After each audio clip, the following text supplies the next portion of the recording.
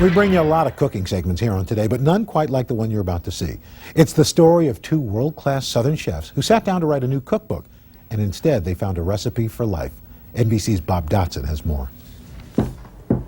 There's a reason Edna Lewis is in the Cookbook Hall of Fame. Will you listen to it and tell me if it's ready or not? She can cook by ear. It's fading away. Does that mean it's done? I think so. Miss Lewis learned about food and flavor in her childhood garden at the edge of a small Virginia crossroads settled by slaves. One of them, her grandfather. She married, briefly, no children, traveled extensively, and settled in New York City to open a restaurant. I enjoyed this meal. You did. Thank you. Before she retired in 1992, Edna Lewis had worked in some of New York's finest restaurants and received cooking's highest honors.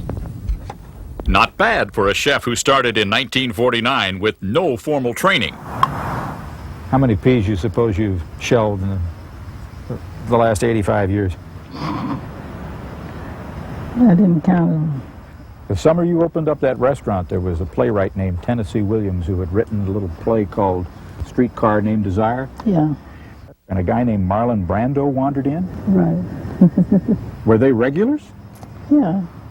We had everybody. There was anybody. Their favorite dish? A dessert called... It's just pie.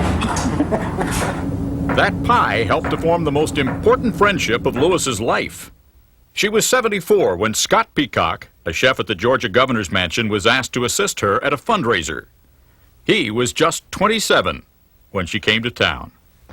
She was dragging a huge cardboard box by a rope that was filled with roughly 100 pounds of frozen pie dough. All the way from New York City? Yes, yeah. She was very particular. About her food I guess and her friends. But these two chefs, separated in age by nearly half a century and living 1,000 miles apart, fell for each other.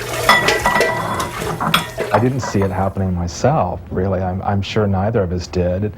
Both very shy, very reserved and private people, loners, really. Peacock grew up in Alabama, learning by heart what food is like when it's homegrown and simply prepared. That helped him become the celebrated chef of Watershed Restaurant in suburban Atlanta. It also attracted Edna Lewis, the queen of Southern cooking. Butter and honey on it? Yeah. No one has ever understood me the way she does. So what followed Would you like some tea? seemed quite natural. 4 years ago, Lewis lost her home in New York City when her apartment was converted to a condominium. Perking up. Peacock proposed she move in with him. Without realizing it, really, or thinking about it, we became a family, and I formed a life with her, and I love her. But that love posed a big challenge. You have your key around your neck.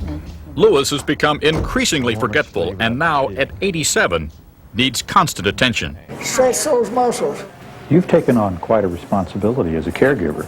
It would be impossible for me to say, this is it, you're an inconvenience now. You won't find this recipe for friendship in their new book.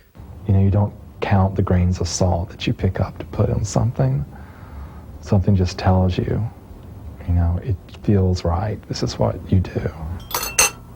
Not just in the kitchen, but also in life. For Today, Bob Dotson, NBC News, Atlanta. I've had Edna's Just Pie, and it is good. All right, let's go outside to Katie, who's tooling around in the garden. Today's garden.